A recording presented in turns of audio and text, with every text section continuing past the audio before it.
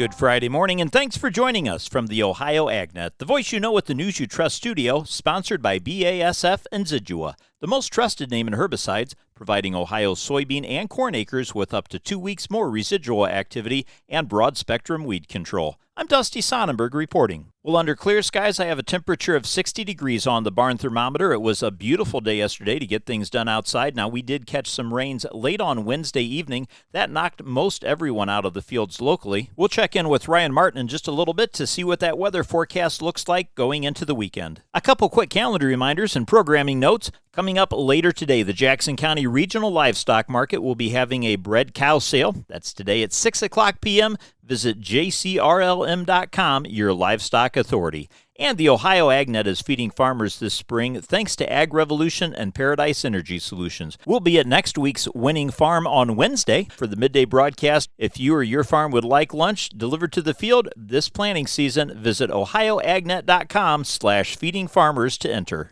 Let's get a quick look at what's making agricultural headlines at ohioagnet.com, brought to us by Timpte. Certified Angus beef is addressing some heavy cattle challenges. The nation's beef carcass marbling achievement has never been richer, as USDA data reported the latest record-high USDA prime share at 15.55% of fed cattle. Year-to-date, the prime grade has recorded weekly values of 14% or higher, and with USDA choice giving incremental ground to the growing prime category, the two grades combined to chart a record 88.1% for that first quarter. Now, that's in contrast to USDA's select carcass, comprising a new record low of 8% of fed cattle during March.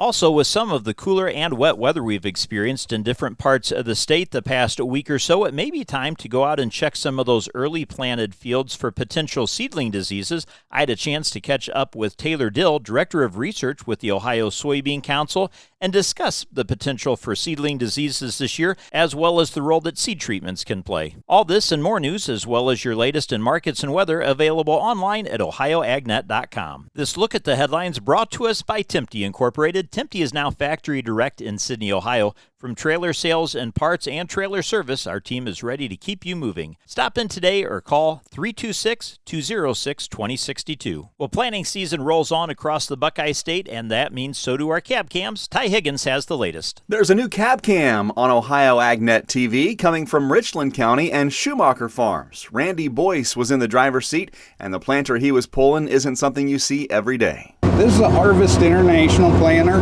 It's built in Iowa, and the reason we went with it was we had always ran John Deere corn planters and even bean planters, and we like the precision planting parts. And John Deere couldn't really order us the planter we wanted the way it was set up, and this Harvest International is hooked up with precision planting, so we can pretty much order the planter the way we wanted it set up. How many years have you been running this particular planter? This is the third year on this planter. And your thoughts so far? I like it. I really do. It's pretty much runs itself. I mean, I monitor the fertilizer, I can monitor the down pressure, I can monitor the down pressure on the closing wheels, and I can run the road cleaners from cab controlled. So everything I can do is sitting right here, and I don't have to get outside to adjust anything. Watch the latest cab cam brought to you by Precision Agri Services on Ohio AgNet TV on YouTube and at ohioagnet.com. I'm Ty Higgins reporting. Thanks, Ty. Well, it's time now to check our weather forecast. Today's weather update brought to us by Seed Consultants. Simply better performance online at seedconsultants.com. Well, frontal boundaries set to work through the Buckeye State today. I'm Chief Meteorologist Ryan Martin. Let's take a look at your forecast update. We're going to start with some sunshine, especially in central and eastern parts of the state, but clouds will be increasing west to east and fairly quickly in western parts of the state. It really looks to me like rain showers get going mid to late afternoon and then continue through the evening and overnight. However, strong storms, not part of this. I think the storms either stay well north into Michigan or well south down into the deep south. So quarter to three-quarter inch of precipitation still stands in my book. The weekend behind this is going to be pleasant. Maybe it takes a little bit to break up clouds on Saturday morning, but Saturday afternoon, Sunday looking mostly sunny, pleasant, low humidity, pleasant temperatures. It's not exceptionally warm. Going into early next week, big storm complex coming out of the Central Plains for late Monday into Tuesday. We can see some strong storms with this as well. Anywhere from, I'm going to say, a half to 2 inches possible with rain, then drying down a bit behind it. I'm Ryan Martin. Thanks, Ryan. Stay tuned. We'll be back with more after this. Hey farmers, planting season is almost here, and Ohio AgNet wants to bring lunch to your farm. Our Feeding Farmers contest is going statewide, and we'll soon be picking farms across Ohio to receive a visit from the Ohio AgNet and free lunch for your farm family and crew.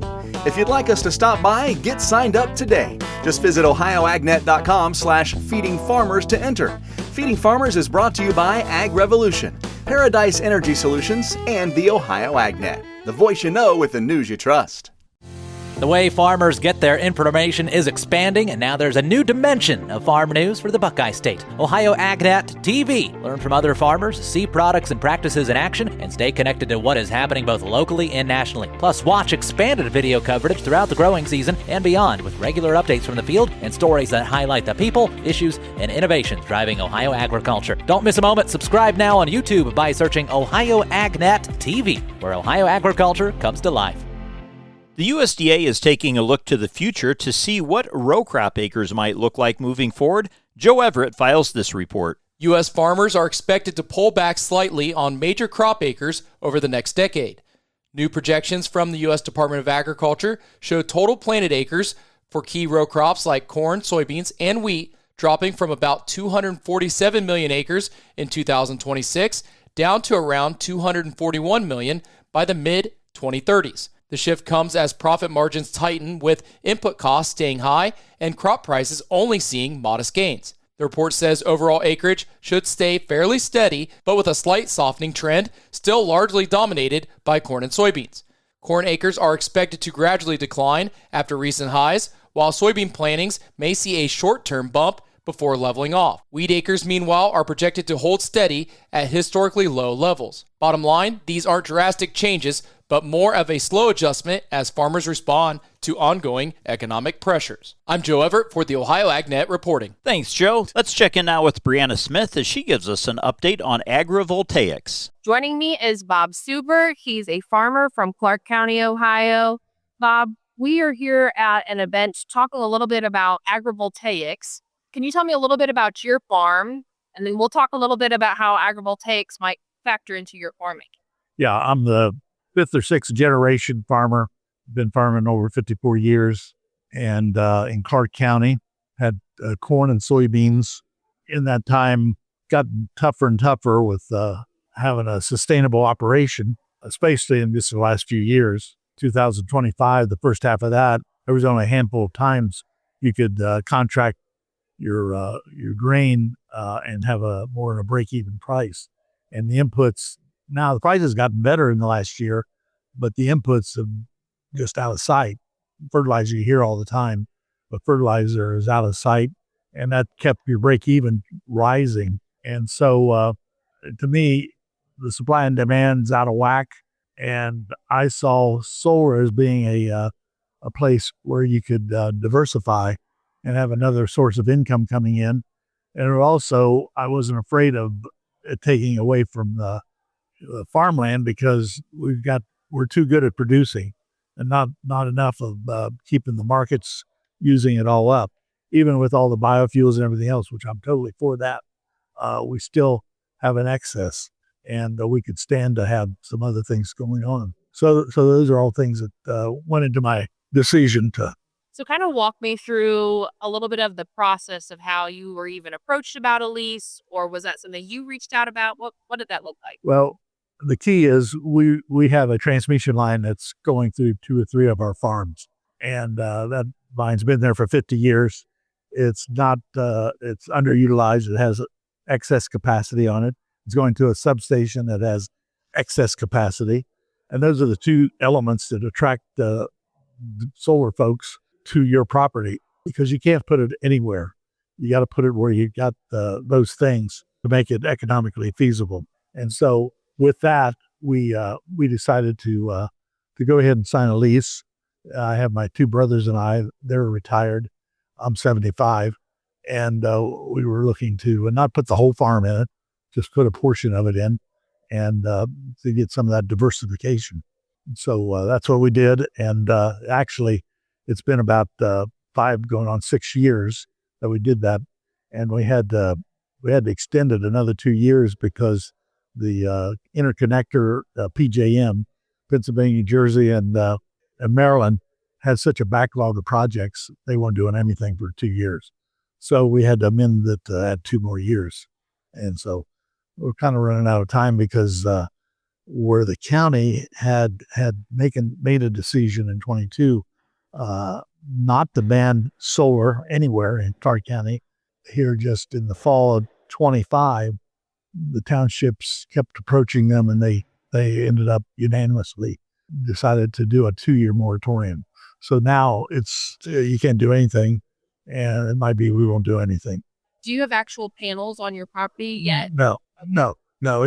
It's still, we were just coming off of the interconnector negotiating the price, the developer was, and we would have been headed towards, taken to the next steps with the state and whatnot, and in limbo right now. And it's a good chance that we might not do anything because we're running out of time. Thank you very much, Bob, for sharing your experience. I really appreciate it. Reporting for Ohio's Country Journal and Ohio AgNet, I'm Brianna Smith. Thanks, Brianna. Stay tuned. We'll be back to take a look at your markets after this. If your summer road trip leads you to Ohio's farm country, be sure to share the road with Ohio's farmers. Farm machinery moves slowly, makes wide turns, and needs extra space to avoid obstacles like mailboxes and guardrails. Let's all be mindful and make sure everyone gets home safe and sound this year. This message brought to you by the Ohio AgNet, OSU Extension Ag Safety and Health Team, and this station.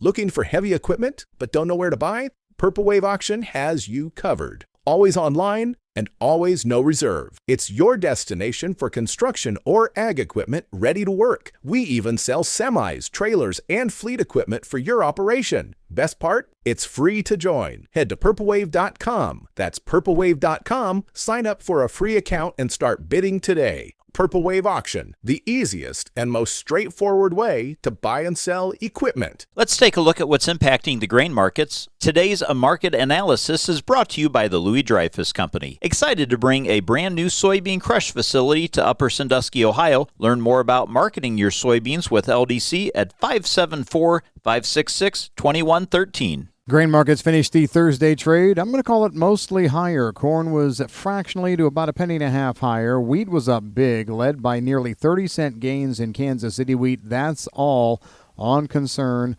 about wheat. There was talk yesterday about a sub 620 million bushel U.S. hard red winter wheat crop. The main part of that hit to the wheat crop coming in central and western Kansas, western Oklahoma, and the Texas Panhandle. That was the big thing on wheat. Now, fertilizer costs definitely were talked about, but once again, that narrative seems to be spurred by more economists or people outside of agriculture that are just confounded at the fact you would still plant corn if you didn't have your fertilizer locked in.